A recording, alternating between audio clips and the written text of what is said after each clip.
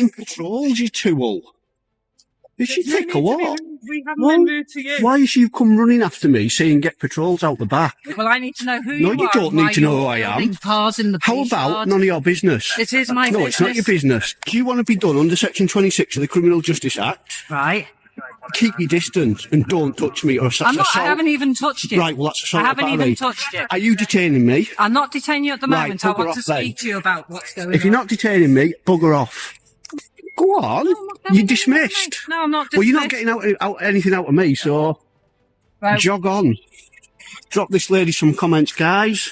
She obviously thinks it's a problem, taking pictures of police cars. Let her know what you think. This is Wallasey Police Station. What's up, guys? Hello. What's the problem? I don't know. Why is everyone out here? Why is everyone out here? You stay there, certainly. No, I won't. Are you detaining me? What's your name? None of your business. Are you detaining me? You are going to be detained, mate. Ah, yeah. Am I right? I've just spoke to the others. Yeah, have you? You're going to be detained under the Terrorism Act, mate, because taking for... From the very beginning, the tone of the encounter is set without a single clear accusation. The presence of a camera alone shifts the dynamic. Matt isn't approached as a citizen exercising a right, but as a situation that needs to be controlled. Officers gather, not because of a confirmed issue, but because numbers create pressure. It becomes less about facts and more about authority. Questions are overlooked, and assumptions take their place. Matt remains calm, asking reasonable questions, but that calm resistance only increases tension. Then everything escalates. Without verifying any real threat, an officer moves straight to a terrorism-related detention. In that moment, procedure is skipped, and concern grows over how quickly power is used without proper justification.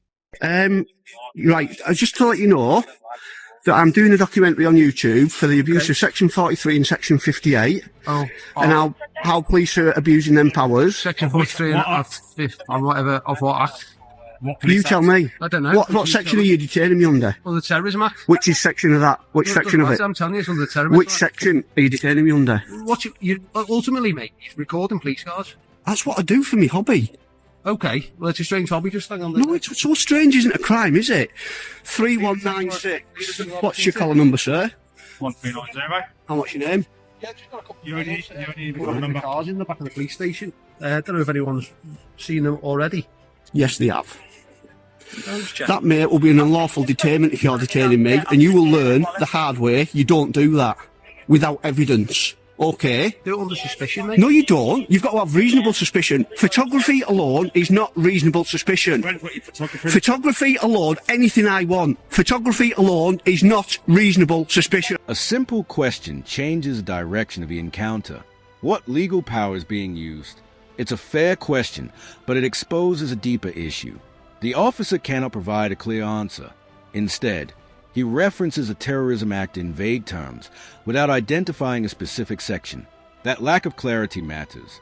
Legal powers are not general ideas. They are defined, limited, and structured for a reason. Those details protect both officers and the public. But hey, those safeguards seem ignored. The response, "It doesn't matter," reveals a troubling mindset. Authority is being used without understanding its limits. Even when Matt explains his actions as a harmless hobby, it's dismissed. Personal opinion replaces legal reasoning, and that's where the real concern begins. You will get your backsides kicked if you even try and detain me over that. Can you repeat that, please? It is not reasonable suspicion. Check your code of conduct. Check the memo of the Chief of Police. That's fine. We are allowed to do this. Hey, calm down, we're just double checking. All right. Right, why is this guy detaining me? I told him. He did it, what section? Let me speak. My name's Craig. I'm one of the duty inspectors at Wallasey Police Station here. Right. You're acting suspiciously outside of the building, all right? It's Section 43 of the Terrorism Act. That I can search you. That you need reasonable suspicion. If you look, Why are you filming outside? photography alone is not reasonable. Can I ask you to leave the area? Photography alone is not reasonable suspicion. You're Okay. going to be searched under the Terrorism Act. If what? All right? Basically, because you're acting suspicious, you have reasonable grounds to suspect. Search me and I will sue you. I will sue you, exactly the Inspector. same What's thing. your collar number? I will ask you to leave the area. No, I won't leave the area. Are you recording? Yeah, I am recording. You need to tell me when you're recording. You don't turn it on and not tell someone they're recording. That's the way we're gonna No, I am not. If you want to search me, it'll be an unlawful search and I will have you. Yes, it would. You need the more? Terrorism Act, No. You should be... As the situation continues, an attempt is made to justify everything with a single reference. Section 43 is mentioned, almost as if naming it alone validates the entire encounter. But there is no evidence to support it. No suspicious behavior. No intelligence. No clear risk. Only a man filming in public. That's not reasonable suspicion. It's assumption. An assumption cannot justify such a serious power. What makes it worse is the lack of transparency. While enforcing intrusive authority, officers fail to follow basic requirements meant to protect accountability. These safeguards exist to prevent misuse, yet they are ignored. In this moment, the balance shifts. The system designed to protect rights begins to fail, and unchecked authority takes its place. Police Can I station. just... Yeah. Right. And why are you Exactly, doing that? because I feel like it. Look up Darlington Police and see how they're in court over arresting me over the Terrorism You're Act. arrested, you're going to be searched. Right, well, same thing. It's an unlawful search. It's an unlawful detainment. Get that and get everything. Guys, this is not strangely simple You go to term. court, mate. That's fine. You go to court. What I'll say to you is you are acting suspiciously No, I'm outside not. the police No, I'm station. not. Yes, you The are. court will prove I'm not. You were standing court outside will the front prove I'm gate. not. I've done it We're before. recording, all right? So what? Our terrorism I'll threat do level what I is want. high, and I'm not happy with people standing up. It's like you're doing a hostile reconnaissance. I am not No, happy. it's not. I am Hostile not reconnaissance is not in broad daylight, you Wally. We're doing our job. No, You you're do not. what you. You're wrong. And you're going to find that out. He's that's going up to to find the it courts out. to decide. And he's going to find it out. I'm more than happy with that. Yeah, he won't be. Right. You're around outside the police station. Listen to You me. go from one to the other. Yeah? You're acting suspiciously. No, it's That's not. sufficient grounds for No, it's not. Not for you, it's not. Not if you, the chief of police says it is not reasonable grounds for suspicion. I can get it up now on the internet. Do you want me to get it up and show you? I'll get it up and show you. access yourself. Photography alone is not reasonable grounds for a search under Terrorism Act. You're going to learn that. The search goes ahead, and the outcome is exactly what could have been expected. Nothing is found. No threat. No evidence. No justification. This result only reinforces the concerns raised from the start. Clear guidance already exists at the highest level. Filming police buildings, even repeatedly, does not meet the threshold for suspicion. Yet that guidance is ignored. This is no longer a misunderstanding.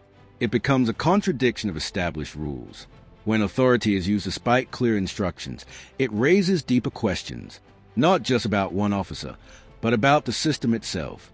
Because when policies are known but not followed, the issue stops being a mistake. It starts becoming a pattern. Manner which you're taking it. Manner- Which is leaving over a barrier, a secure rear yard of the police station. Exactly. So what? I can do that if I want. We've had people trying to film the code to get into it. From that information, you could possibly obtain personal details from them and then find which That is, even if I wanted to, which I'm not, that's not a crime either. So not tough. saying you're going to do it, but it's security risk for us. It's also I can do that if I want. If I want to take pictures of every personal car coming out, I'll do it. And there's nothing you can do. Do you want to bet? Do you want to bet? Watch me. Ask you to leave the area. No, I won't leave the area. Good search now. Yeah? Okay. Jog on. You're dismissed. I'm taking pictures of the police cars. What I do for a hobby. it's a private property thing. Right, I won't go in it. It's private vehicle. I won't go in it. I can stand here and film. Learn the law, pal. You're already in trouble. I suggest you don't get yourself any further I'm trouble. not having you filming. Tough. There's nothing you can do about it. I'm taking some pictures of the marked cars when they come out, hopefully getting some leaving on emergency calls. Common courtesy. Common courtesy. Searching me for taking pictures is common courtesy. Jog on. Well, as I've said to you, I can get this all from it. The manner in which you're taking pictures raises a suspicion. You weren't standing there. When I pulled up to the gate, you've been leaning over the car park, Right. capturing police vehicles and police staff and police officers' vehicles, Right. which for me raises my suspicion that you're probably up to no good and you're Right. going to use that information. An attempt is made to justify the encounter by focusing on how the filming was done, the angle, the posture, the movement, but none of that changes the law. Matt is standing on public ground, and that is what matters. There are no restrictions on how someone record from a lawful position. The argument quickly falls apart. To make things clearer, law enforcement already has access to detailed vehicle information through official systems.